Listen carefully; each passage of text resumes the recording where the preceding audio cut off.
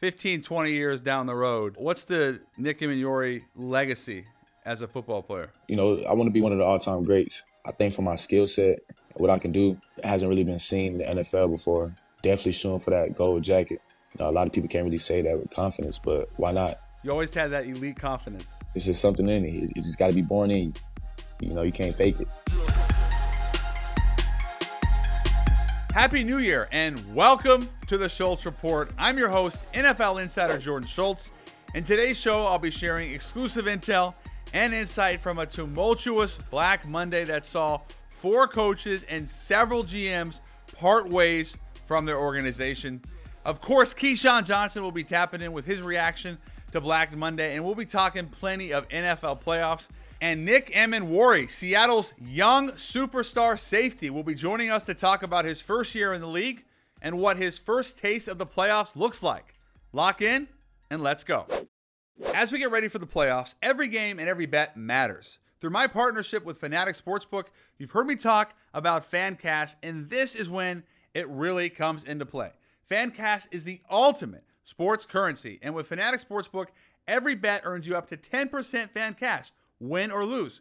So even when a pick doesn't hit, you're still building Fan Cash you can use across the entire Fanatics ecosystem, from bets to tickets, jerseys, memorabilia, and one-of-a-kind experiences. Switch to Fanatics Sportsbook and let the Fan Cash roll in. Winning hits different here. Must be 21 plus. Gambling problem? Call 1-800-GAMBLER. Connecticut, call 888-789-7777. Massachusetts, 800-327-5050. New York, 877-8-HOPE-NY. Maryland, visit mdgamblinghelp.org. Not available in all states. Terms apply. See the Fanatics Sportsbook app. Let's jump right into the Black Monday that has now left organizations searching for new head coaches and in some cases, new GMs as well. Now, we talked a lot on Cutdown Day at the end of the summer, right before we entered the season, about just how hard it is for players to get the news that they're not good enough, that perhaps their NFL career is over, or at least temporarily their dream is halted. It's not exactly the same thing, certainly with coaches, but there are some similarities, and I think it's important to point that out. As I was making calls and texting the last few days, one of the constants that I picked up was how sad a lot of these coaches and executives were, knowing that they felt they had failed and that the commitment they had made to a fan base, to a franchise, to a city had not come to fruition. There's also the element of, what am I going to do with my family now? I have kids in school. My wife has a job. We've been entrenched in this community.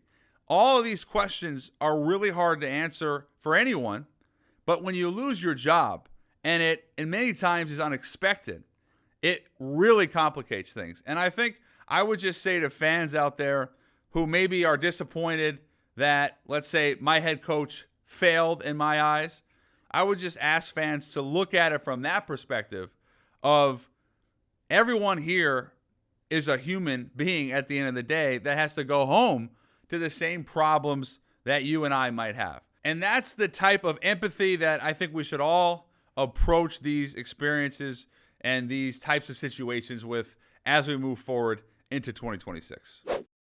So with all that said, let's start with the Falcons, who parted ways with both their head coach, Raheem Morris, and their GM, Terry Fontenot, this week. Let's start with Morris. I think it was a surprise to most people that he did not get a third season. He goes 8-9 during his 2 seasons, but the Falcons finished out with 4 straight wins, and he was definitely well-liked within that organization, especially by the players. But now, big picture, what do you have? You have 2 search firms, which is very unusual. The Falcons have a lot of cooks in the kitchen. 2 search firms, one to find a head coach, one to find a GM. And by the way, Atlanta is going to strongly consider and most likely hire former NFL MVP quarterback Matt Ryan to be their president of football operations. The question now I've heard is, well, how is that different from the GM? And are these competing people within an organization? And so, to me, when I think about the Falcons, this is a very appetizing job. On one hand, because you have an owner in Arthur Blank who has traditionally been very patient, although not so much with Raheem Morris, but he has been very patient with coaches in the past, certainly executives in the past, Fontenot being one of them. And so I think Atlanta is going to bring in a lot of people to interview for both jobs. That much is clear. What I would expect is that ultimately they go with an offensive-minded head coach, considering that Raheem Morris was a defensive guy. You spent a top 10 pick on Michael Penix Jr., who will hopefully be back week 1. And this offense really across the board is loaded when you think about all the talent they have accumulated. So I would expect them to go offense. It's not a guarantee, but I would expect them to go offense. And then obviously Matt Ryan will have a massive role in terms of the head coach and the GM. Next up, we have the Cleveland Browns, who parted ways with two-time NFL head coach of the year, Kevin Stefanski. Despite winning their last game against the Bengals, it really, to me, felt like this was maybe the worst-kept secret in football. The reason being is that the Browns have been traditionally, under Stefanski, a very penalized team. And for a quarterback guru or someone that is selling himself as an offensive mastermind, we haven't really seen the development at that position. Now, the roster, to me, still needs work, but defensively, there is a ton of talent. And I think Andrew Berry, the GM, he gets the pass because of his scouting background and the fact that he's been able to find a lot of value when it comes to the draft. He probably has the Rookie of the Year defensively in Carson Schlesinger. He seemingly hit big time on Quinshon Judkins. They found a lot of pieces in the middle rounds. So that's why Andrew Berry is still there.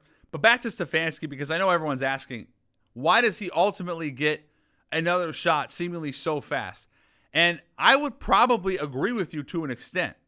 You know, he had the resume with two-time coach of the year. But at the same time, you have a team that has really struggled the past couple seasons. And owner Jimmy Haslam made it abundantly clear that he is just as frustrated as the fans. As hard as it was to sell Stefanski for one more year, this is one of the more, and I say this with great respect, one of the more underwhelming coaching cycles. You know, last year you had Mike Vrabel, Ben Johnson, Liam Cohen, even Aaron Glenn. Big-time juice when it came to the coaching cycle. This year, the 2026 cycle doesn't have it. So I think Stefanski, with his ties to certain organizations, certainly the Giants, is absolutely going to be in the mix when it comes to potentially getting hired right away. The Las Vegas Raiders parted ways with Pete Carroll after a disastrous 3-14 season. Pete is undoubtedly a legend, and I want to be very clear about that. But I also want to be clear that I don't believe he'll be a head coach again. And more importantly, I don't really believe he was set up for success. I think it's really clear that Pete Carroll did not want Chip Kelly. That was certainly not his number one choice when it came to an OC. The reason you bring Pete Carroll in is that you give him the autonomy to build his staff. He didn't have that. Secondly, and this is something that we've talked about on the show and I think is really important now that he's been fired, Pete Carroll signed a 3-year deal. Okay, John Spytek, the GM, signed a 5-year deal. When you bring in a GM and head coach together, you want them to be congruent. They weren't. Pete Carroll was coaching to win now, did not want to play certain young players. John Spytek was thinking about the future. There was a lot of conflicting interest. And so when I think about the Pete Carroll experiment in Las Vegas, I know it didn't go well, but I also don't think it was all on him. And with that in mind, Spytek and the Raiders' number one choice, and I said this last year a lot, was Ben Johnson. When Ben Johnson went to the Bears, they pivoted to Pete. It felt like a move that made sense. And if things went really well, I think the goal was to maybe put Chip Kelly in charge and allow him to run the show once Pete retired. None of that happened. And as a result, we see the vastly different directions that the Bears went in and the Raiders went in. This, to me, is a full-on rebuild. They have the number one overall pick. And as a result of that, you have to think about the future, long-term, building it out the right way. One of the more important factors to consider is the role that Tom Brady will have when it comes to the coaching search. Tom Brady is going to be very involved. He has the trust, the ear of Mark Davis. And whether or not you think that's a good move, that is the reality when it comes to the Raiders. The other reality is that two-time Pro Bowl quarterback Geno Smith may very well not be there next season. $18.5 million guaranteed. And with the plan to take a quarterback with the first pick, it probably makes sense for both sides to go in separate directions. So as we think about the future of this organization, they're paying 4 coaches, including Chip Kelly, Pete Carroll, Antonio Pierce, John Gruden. They have the number 1 pick. They have Tom Brady. There is a ton of moving parts. I think the key here when it comes to the new hire as the head coach is to find someone with a long runway and to find someone that is congruent with John Spytek when it comes to building this thing out the right way, long-term picture in mind. The other firing that was maybe a little under the radar and perhaps surprised some people as well was Jonathan Gannon in Arizona. 3 years, not a lot of wins, 9 straight losses to end the season. Arizona is similar to Vegas to me. When I think about veteran quarterback who's had a lot of success, Kyler Murray, it might make sense for both sides to part ways. And when it comes to the owner, Mark Davis in Vegas, Arizona, Michael Bidwell, not a lot of organizational health. Monty Austinfort, the GM, has a lot of work to do when it comes to this next head coach. Several teams opted to retain their staff or part of it heading in the offseason, and that includes the Bengals, Colts, and Giants, who kept GM Joe Schoen. Now, the Colts, to me, are a very specific, pretty unique example, an understandable case when it comes to keeping Shane Steichen, the head coach, and Chris Ballard, the GM. The Colts went for it. Point blank, they were in a great position, and they traded massive assets to acquire a fantastic young cornerback in Sauce Gardner.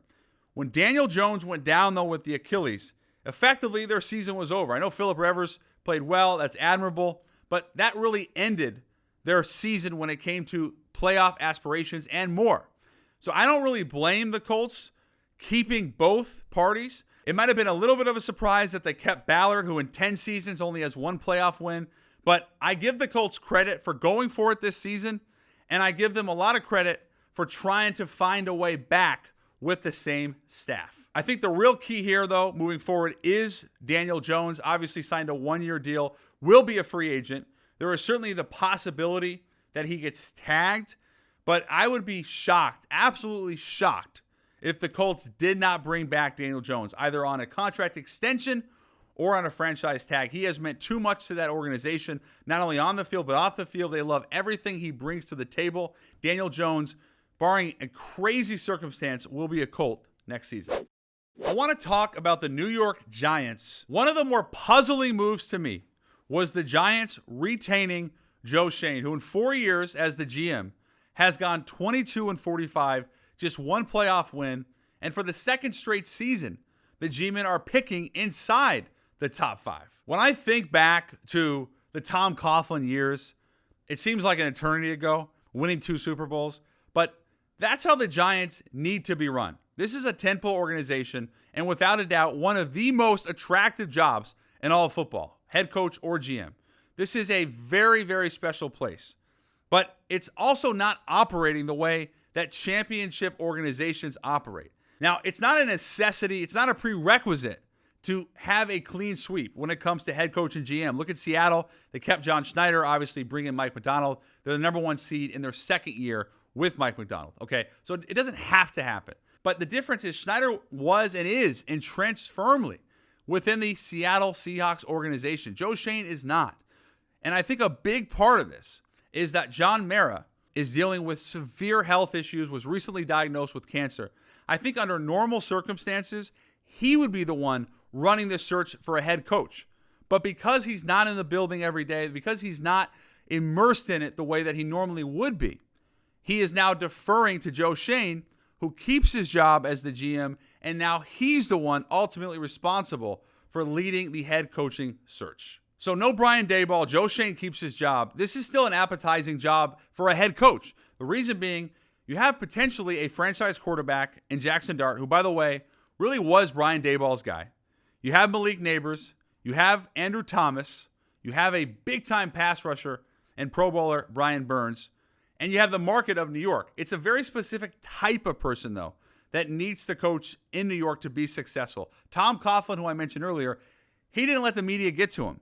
You have to be very deliberate with how you handle the media in this environment. And that will be the driving force for the criteria when it comes to determining the Giants' next head coach.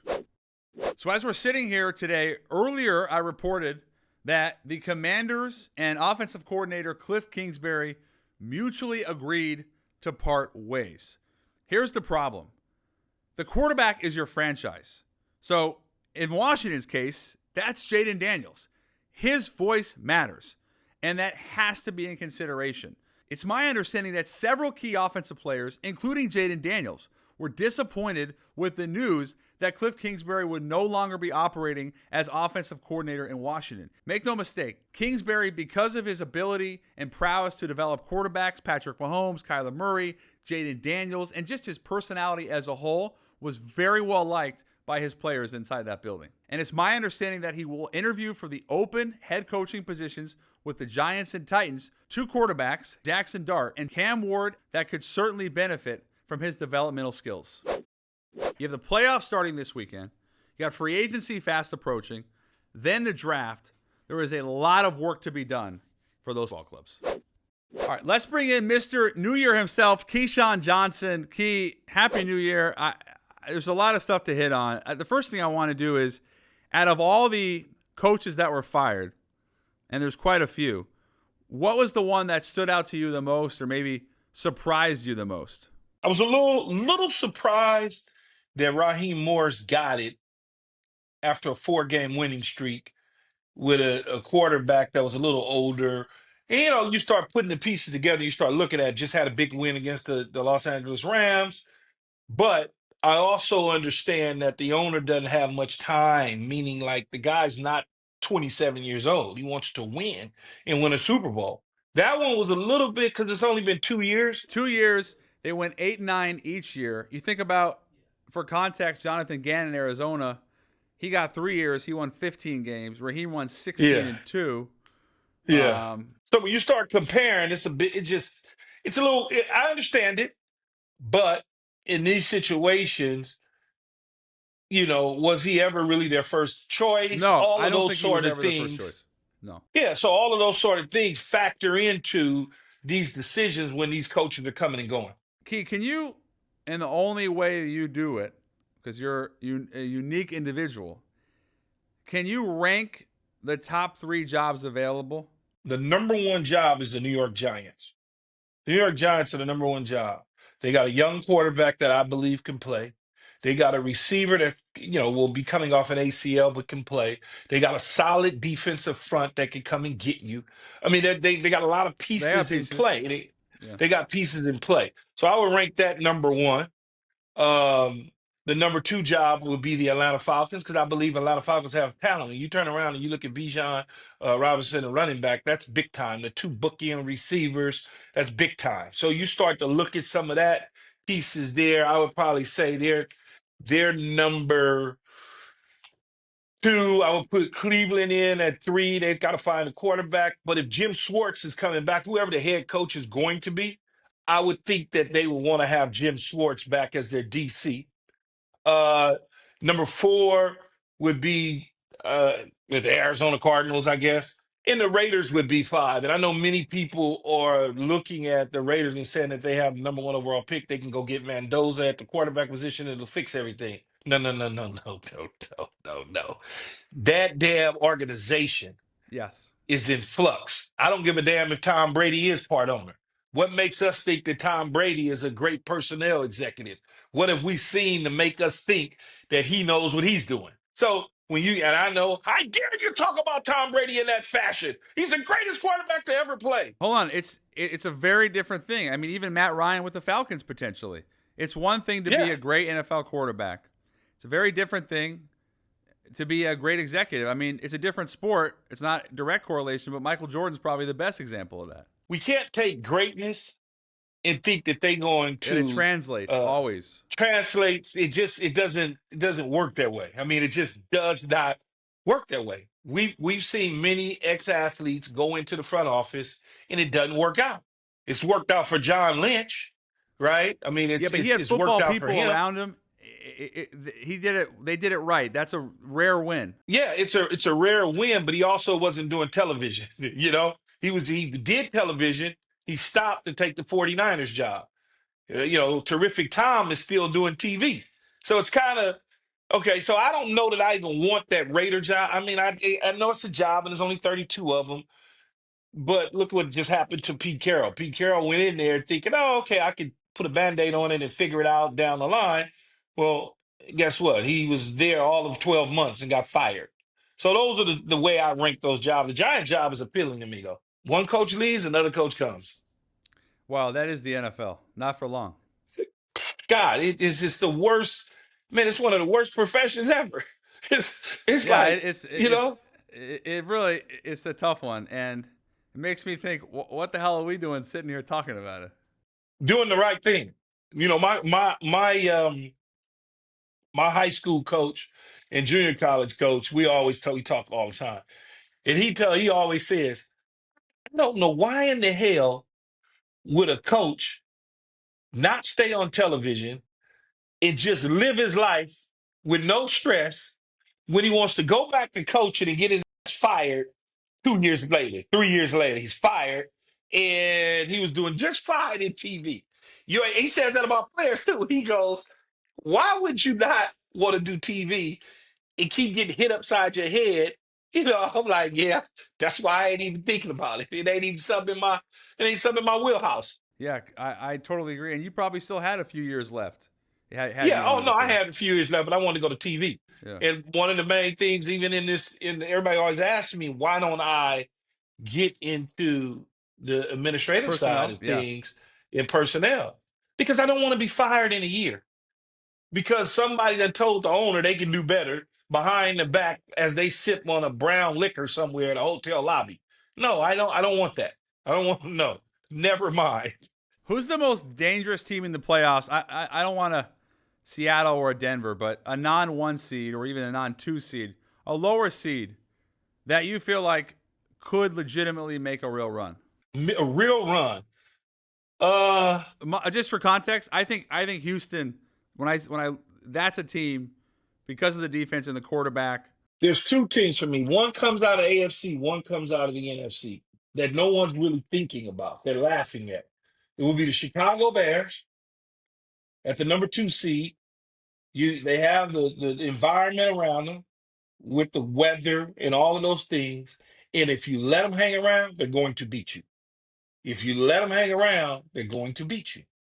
Then this one is really going to shock you out of the Pittsburgh. AFC. The Pittsburgh Steelers. Wow, I The I Pittsburgh thought you might Steelers. say that, but that is a shocker. Pittsburgh. That is. Yeah. Yeah. But here's why it's a shocker to you. Because it's Aaron Rodgers and he's 1,000 years old. Okay. He was able to beat the Baltimore Yeah, Ravens, yeah. miss field goal or not. Okay. With no DK Metcalf out on the field, he's getting DK back against a tough defense. I'm not 100% sold on Houston's offense, but Aaron Rodgers does know how to play in the playoffs. Okay. He does know how to play. He just does. Some of those throws the other night, man, was vintage Aaron Rodgers. I don't give a damn what nobody say. You can hate him. You can do all. The reality is he knows how to play, Jordan. Most memorable moment in the Ralph. The Ralph. So there's two of them. Three of them actually is three. My Pick first time one. ever No, just playing kidding. there. Yeah, No, what do you I'm gonna got? give you three because Give me three. they're all good for you. Give me three. Good for you. The first one is my first game ever in the cold in Buffalo, and it was miserable. I'm coming from California. I've never been in this type of environment. I think they threw me, and you can look it up, have your staff look it up. I think they threw me 11 balls. I caught one that stuck to my face mask for like maybe 6 yards. Okay. My second memory was standing next to Brian Cox, the 1998. Jets. Yeah. And Cox is standing next to me. It's like some special teams thing going Yeah. on or something. He I'm he not on wore the that field. He's crazy not on the thing on field. his Yeah. neck And guard. all of a sudden, I'm hearing on my helmet, they were throwing frozen batteries out of the stands, but they were trying to throw them at B. Cox, and they were hitting other players. And so we had to wear our helmets because Brian Cox and the Buffalo Bill fans had a thing going on from his Miami days. Remember when he was standing in the middle of the field, took his Yes. helmet Yes. off, and Yes. that whole deal, giving him the bird. Oh, And then okay. my Okay. last one is a happy one, 1998, as vintage Keyshawn would always do. I closed it out. Kobe Bryant like, Michael Jordan like, LeBron James like, Kershaw like. They gave it to me.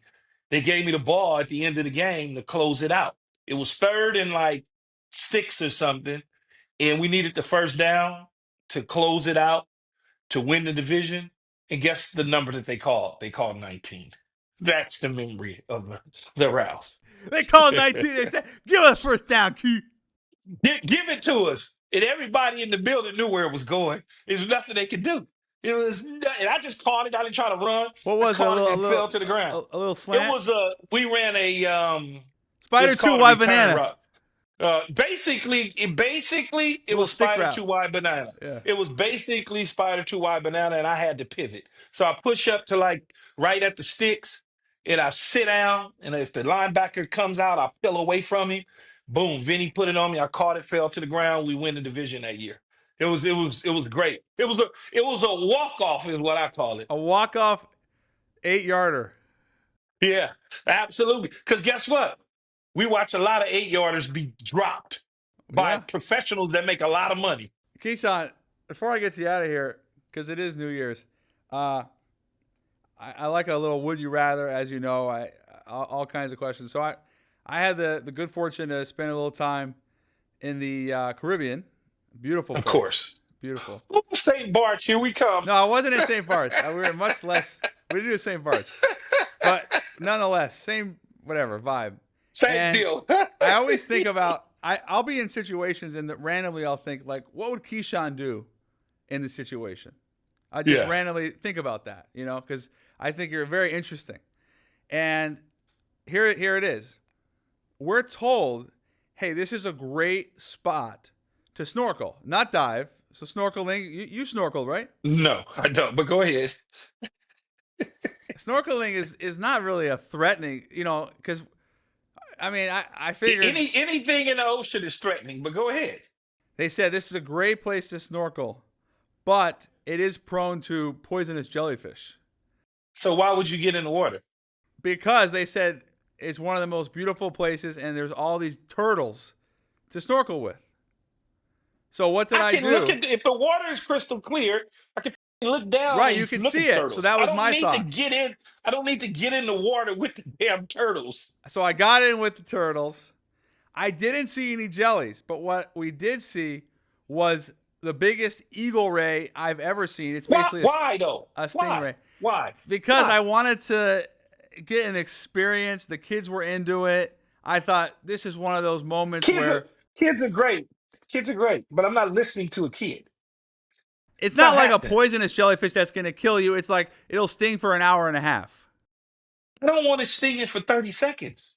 So the answer is... Because at the end of the day, what if that jellyfish stung somebody and contracted something and then come and sting you?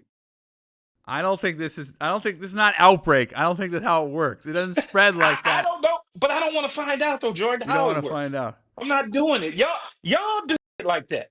Now, by y'all, do you mean white or Jewish or both? I would stick to the white. White. Yeah, because usually when you say anything off that, you get your ass in trouble. So I would just stick to white folks. Y'all do some crazy stuff, Jordan. Yeah, we do. I'm not doing it. I'm just not. I understand it's pretty, and the wife likes it, and the kids like it, and you can have a cocktail and get out there and enjoy it after laying out in the sun forever. I get it. No, I'm not doing it. I can look over it. I'm assuming you're on a boat and you're in an area. You can I can enjoy just it look off the boat. Yeah, I can just look down and go, oh, that looks really good. That's a pretty fishy. Yeah. that's a pretty. But I have gone down in the water with the little thingy on my head. Yeah. But I was in Bora Bora with guides though. I was with tour guides and they were down, so I felt comfortable. Yeah, it was probably 20 feet deep, and I walked on the bottom, and they took me to this area that they always go, and they knew exactly what would be in the area. That all of a sudden, no great white shark is coming from the left, and none of that sort of stuff. And I can see the bottom of the boat, so I felt comfortable. That's the only time I'm gonna do something when I know that these guys are professionals and they know what they're doing. I'm not just getting out there diving in water, though. I'm not doing it. Nope. I'm not going to be able to do it. Keyshawn Johnson, always a tremendous pleasure. Hey, man, I'll let you get out of here. It was good. I'll see you next Tuesday. Sounds good, buddy. Let's welcome to the show Seattle Seahawks young superstar DB, Nick Emmanwori. Nick, you've had a historic rookie season. Were you surprised, and have you been surprised at all at the type of success you've had this early, or did you expect it all along? Not at all. I expected it the whole time. Like, even with the team success, just coming into camp, I just knew what type of team we had and what type of player I was. I just knew I could add to this team, and I was going to have a good rookie season. So playing for Seattle, Nick, and obviously another dominant defense like the Legion of Boom, you've received a lot of comparisons to Cam Chancellor. Get a lot of comparisons between me and Cam as far as play style, but I think it's just more the size. I think I got a more similar play style to Kyle Hamilton, Derwin James, anybody, but I'll still try to catch somebody if I can, if I get the opportunity. But, this game of football is different from when he played. Seattle's never had a defensive rookie of the year. They've been close. B-Wags, Earl Thomas, Cam, Sherm. Have you thought about that at all? And just the fact that you've been in the conversation all year? Yeah. I definitely thought about it. I was definitely one of my personal goals. When I, DROY, I think possible. We had Schoen had a chance to get it. I think he was up for talks. Reek was up for talks for it. Yeah. So we got a kind of history of players close to getting it, but I think I put up a good campaign to get a vote and say so. Yeah, I actually wrote this down. I want to make sure I get the stat right. You've lined up as an edge rusher 80 times, linebacker over 200, slot over 300. Where does all this versatility come from? I mean, it just feels to me like you're playing chess out there with all these different positions. I kind of dates back to high school. My first position I ever played was cornerback and receiver. So when I was smaller, 5'10", 180, whatever, I used to play cornerback and receiver, and just always had good feet and could be able to move. And as my body grew and developed, I just grew. I can just play anything now. I'm strong enough to go down there closer to the box, and run with dudes on the outside, physical, got good hips and all that stuff. So it just turned into something that a lot of people haven't seen before. Nick, would you rather have a pick six or a scoop and score? Pick six, 10,000 out of 1,000 times. I've asked this question, and usually DBs say that, but why? Is that just because you're a defensive back? Yeah, I'd say so. DBs, somebody asked me a question would you rather have a sack fumble or a pick six?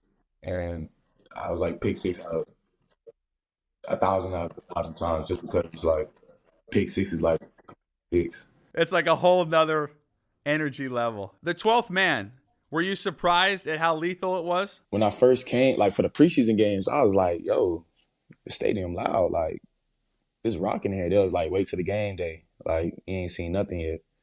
So my first game, it was rocking versus Niners. It was just like they say, college level. Reminded me of those SEC stadiums, loud, super packed, maybe even a little bit louder.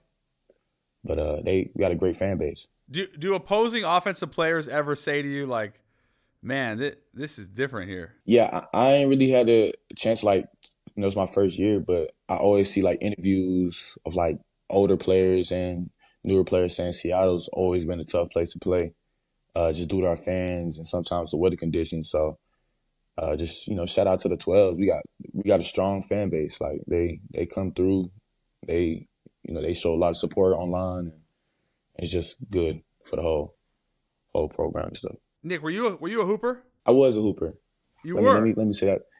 I played my junior year and my senior year high school basketball, and then in middle school I played some basketball.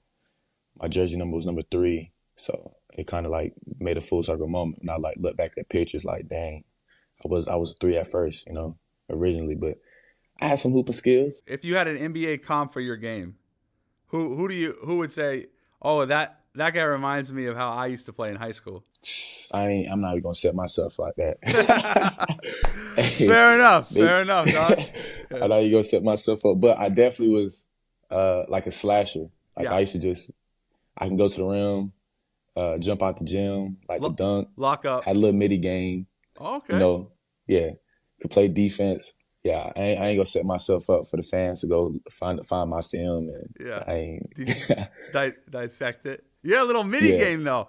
See, I played basketball in college, and my issue was I hated playing with football players because they were always super strong and always great rebounders and defenders, and that's all the things I didn't like. And they foul you too. You know, we definitely foul, especially if there's no refs. I may foul you a couple times. You're playing street ball, you feel me? You gotta earn every bucket. Are you a movie guy, Nick, or show guy? I am a movie guy. I love movies. Like sports movies or just everything? Any type of movie. I try to like go to the movie theaters anytime it's like a good movie coming out or something. I'll go to the movie theaters, like whether it's by myself or just like a friend or something. What was like the last great movie you saw? I'll say that Sinners movie that came out. With Michael B. Yeah, that was a great movie. Like that was like I thought it was just like another trend, like just another like TikTok hype or social media hype. Went and seen it myself, and it was good. Have you noticed more and more people recognizing you around Seattle or no? Yeah, especially like when I first got here, I used to like go to like restaurants and like undercover almost, like just sitting at the bar, get some wings, watch like a sports game on something. But now I haven't really done that since I got here. So he's just been like some fans. Every time I leave the house, I kind of someone recognizes me or something. So do you enjoy that, or it's a little okay, I got it now? Nah, I always been the type of dude to just enjoy fan support because it's like there's somebody else out there that never really experienced this. So it's like how can I take it for granted? So I love the fan connection, but sometimes it can get a little too crazy. Yeah, I get it. I'm curious, like, what are some of the people wanting photos, autographs, or like they're just too intense? The autographs is really like, pick and choose sometimes. Like sometimes people genuinely just want to autograph, and sometimes people just have secret intentions, but it's not really for me to decide. If you're a fan, I don't really mind signing something for you. What is it about Mike Macdonald that has allowed the defense to play at this level? Basically top 3 across the board in every metric, but also you from an individual standpoint developing. I think he's a great adjuster. Some coaches I've played for, they kind of just stick in the same scheme, or some coaches that I talk to other players about, they just kind of like stick to the same scheme, do the same thing over and over, don't really know how to adjust. Get a player like me, they probably wouldn't know what to do. But, Coach Mike and them, they seen me throughout camp, just had a great plan, and we always been adjusting. So it's like I just been down to do whatever and move wherever. And, I'm really confident that I can do a lot of things. So that also helps too. But not giving me too much because I'm a rookie, but at the same time, putting a lot on my plate because I can handle it. You seem incredibly, like, singularly focused and just so locked in. Have you always been that way, Nick, when it comes to football? I'll say so.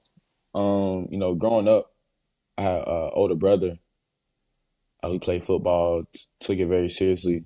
I was just that one kid, just with a lot of potential. And I was a kid when I was, just doing stupid stuff. But my brother, he definitely like instilled discipline and showed me what I could be early on, and definitely like set the path for me to just take over. So I always just had like a confidence, a belief, and like a heavy set of focus that I just want to be one of the best, especially with my skill set. So that's kind of where I was going is when we think 15, 20 years down the road, what's the Nick Emmanwori legacy as a football player? I want to be one of the all-time greats. I think for my skill set, what I can do, hasn't really been seen in the NFL before. Definitely shooting for that gold jacket. A lot of people can't really say that with confidence, but why not? Why can I not dream that big or have that type of goal? But just at the end of my career, if it, whatever plays out, plays out. And I think I have a great career, but definitely got my own personal goals. I love that you said that so much, and I think it epitomizes why Seahawks fans have, in such a short time, grown so attached to you, because the way you play, I think you have a very unselfish game. I've said this a lot. Moving all over the field, you make it look easy. It's not. It's not easy to do, because you're basically playing at all three levels. It's very special, and I really appreciate the way I say this with real humility. I really appreciate the way that you play the game, Nick. It's not common, and it's very special. Yeah, for sure. Appreciate that. I just try to bring something new to the table. I think a lot of people still kind of like don't know the full, but they kind of starting to grasp like how crazy it is a little bit. And something I've always been on though by myself. So I kind of feel good a little bit that people starting to like recognize a little bit, but I still don't think I hit that ceiling or like that full complete form of myself. So you always had that elite confidence. Always. It's just something in you. It just got to be born in you. Exactly. You can't fake it. You can't manufacture it. You can try, but it's not. You have to have it. As a rookie, have there been any players, receivers, tight ends, backs, quarterback? Have there been any players that you've gone up against and you were like, oh, he's different. That's different. I'd say Bijan for sure. Watching him on tape and just seeing him on film and playing against him, he probably he legit, for sure. He real deal. But tight ends, I had like a little battle with Trey McBride. Oh yeah. I give him his respect, but I like that matchup with myself. So any quarterbacks that did some stuff, just that you were like, wow, that was sick. I'll say when you play Baker, yeah, and Stafford, those two quarterbacks definitely like kind of like it's an NFL quarterback. Like they dealing out here, controlling the offense. So that Bucs game and the Rams, definitely like Stafford. Yeah, he a great quarterback. You can feel him controlling the game like from a mental standpoint. Yeah, like he a vet. Like he a real vet. He's seen every coverage, seen it. Yeah. Like making checks when there's no alert for him to make a check, and he's kind of just filling things out. Wow. But so yeah, give him his respect too. Nick, thank you so much for joining the Schultz Report, man. So excited for you to be the 1 seed. Can't wait to see you do some more damage. Yes, sir. It's an honor. Appreciate it. It's time for our weekly bets presented by Fanatics Sportsbook. We got the playoffs, the wild card round. We got Panthers plus 10.5 versus the Rams, or the 49ers plus 5 at the Eagles. Those are the two biggest spreads of the week. I will take, man, that's tough. It's a lot of points. I'm going to go with the Panthers getting double-digit points. This, to me, is about Bryce Young. Has to play well, but they have a bona fide number one in Teddy McMillan. And as great as the Rams' offense has been, they have given up some points in recent weeks. Next up, we got the Packers minus 0.5 point at Chicago, or the Bills -1 at Jacksonville. This really surprised me. I really anticipated Chicago to be favored. I think they should be favored, considering the Packers' injuries, especially with the Tucker Kraft and Micah Parsons. I'm going to take Chicago with Caleb Williams and Ben Johnson winning their first playoff game together. And then we have Chargers plus 3.5 at the Pats, or the Steelers plus 3.5 at home versus the Texans. I'm going to go with the Steelers getting 3.5 as a live home dog. Aaron Rodgers playing very good football. Love the two-headed running game with Jalen Warren and Kenneth Gainwell. Give me Pittsburgh getting 3.5 against Houston at home. That's it for this episode of the Schultz Report. Thank you so much to Keyshawn Johnson and Nick Emmanwori for connecting with us today. And thank you for tuning in. Remember to like, comment, share, and subscribe. We'll see you for Wild Card Weekend.